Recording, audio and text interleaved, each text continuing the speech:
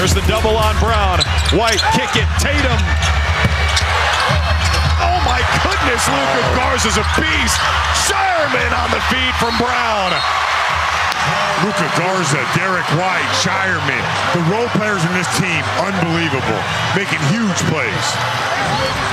And those plays lead to a Celtics win, even though they trail by 7 minutes into the fourth quarter. They are able to come back, get the win over the Memphis Grizzlies, 117-112. Celtics now a season high 24 games above 500. A Celtics postgame live. Tom Giles, Chris Forsberg, Eddie House. Eddie, I'll start with you.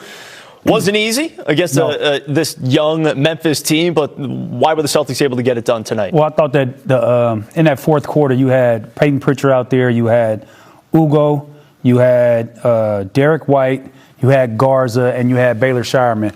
And Shireman was hustling out there. Garza was on the glass.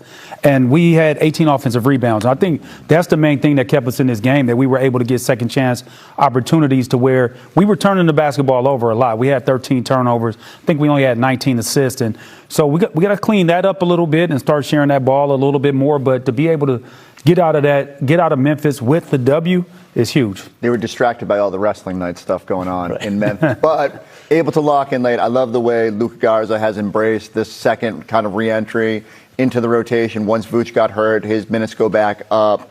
The hustle is just a differentiator for this team. Those offensive rebounds, I mean, Eddie laid it out with the whole totality of the offensive rebounds, but Garza, I think 6 of his 8 were on the offensive glass. Seemed like every time they needed to kind of get a bucket, he was there to clean something up and create another opportunity. Giles, I keep saying it, best Luka in the league. Okay, well, it was 98-91, just a few minutes into the fourth quarter, and that's where we got the turning point, which is presented by Awaken 180 Weight Loss. Turn it around, take control. It's possible with the solution for weight loss. Reserve your consult at awaken180weightloss.com.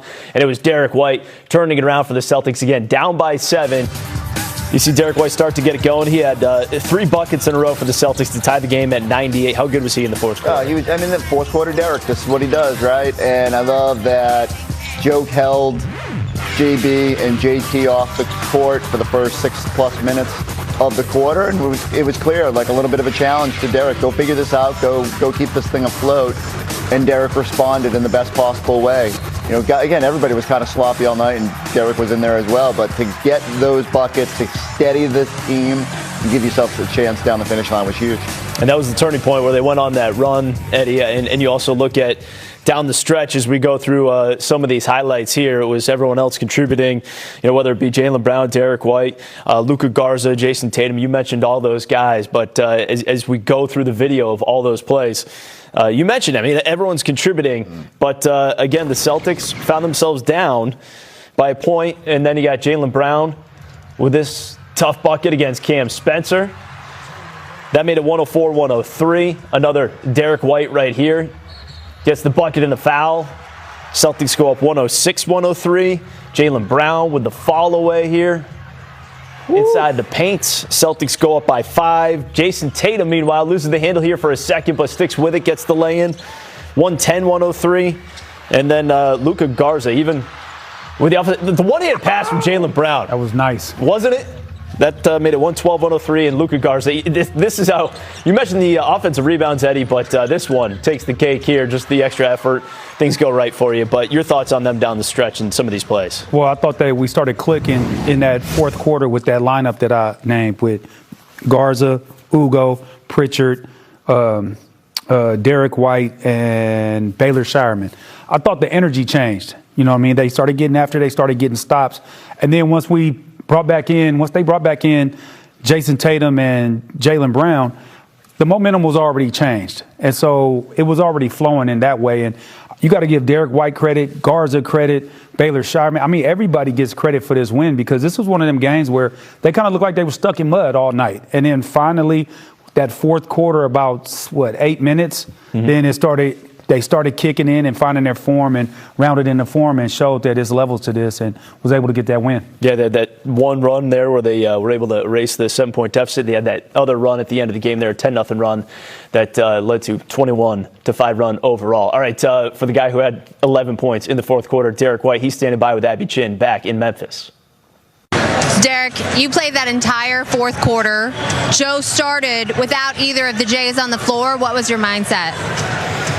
I was playing as bad as it gets for 3 quarters, so I had to kind of help the team out a little bit. And so, that's a lineup that we've used a lot this year, and obviously Joe's got a lot of confidence in it. So, found a way to get a win, and let's get back home. Nothing but winning plays from you in that quarter. And Luka Garza, how big was he, and how big is he for this group? Yeah, he's amazing. He plays so hard every single second he's out there.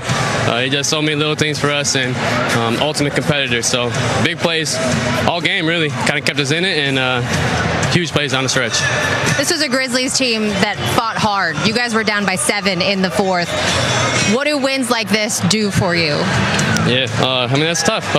Teams that got a bunch of guys that are just fighting for their lives, fighting for their career, playing as hard as they can. And so, obviously there's a lot of things we need to do better, but it's good to do a win. A win is a win, Derek. Thank you. Congratulations. Yep. All right, so the Celtics get the win. This one a lot more challenging than the first matchup between these two teams, but they get the sweep there, and again move to 47-23 on the season. Drew and Scal joining us now back in Memphis, and Celtics also picking up their 14th clutch win of the year. Fellas, your thoughts? Yeah, Giles, I think you go into this game against a Grizzlies team that had lost 8 in a row before beating the Nuggets on Wednesday. Memphis is missing 11 guys. They have more dudes in street clothes than in uniform. And you think maybe this will be an easy one for the Celtics. They rolled them at home by 36 points earlier in the season. But this is a good reminder of, how deep the talent is in the NBA, how hard guys will play if they're trying to hang on to a roster spot in the league. And the Grizzlies gave the Celtics everything they could handle tonight. Yeah, I think the big point of this game was when the Celtics came out flat, Ty Jerome hit 2 crazy 3-pointers. And then he left that same group in there. He trusted that group would figure it out. I thought that was huge because it's easy. It's so easy just to put your star players right back into the game.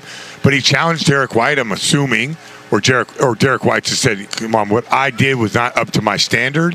And all of a sudden he makes a 3, and all of a sudden he makes, I think, that floater, and it got the momentum back. And then Garza in the 4th quarter was awesome. They're so upset about us talking about the Celtics win that they're trying to dim the lights on us and walking in front of the camera as well. There we go. But, Scal, Derek White, it's almost like we're running out of different ways to say the same thing, which is no matter what he does in the first 3 quarters, and in this one he had 3 points through 3 quarters, and we know he impacts the game in many more ways than just by scoring. But only 3 points in the first 3 quarters. It's absolute chaos here post-game. And then he goes for 11 points in the 4th, and he's setting guys up, and he's making defensive plays. He's just amazing to watch. I think Derek White could sometimes get lost in, okay, we got Brown here, we have Tatum here, Peyton Pritchard. But he can also say, he is really good, and he's really competitive, and he has a look in his eyes like he wants to win.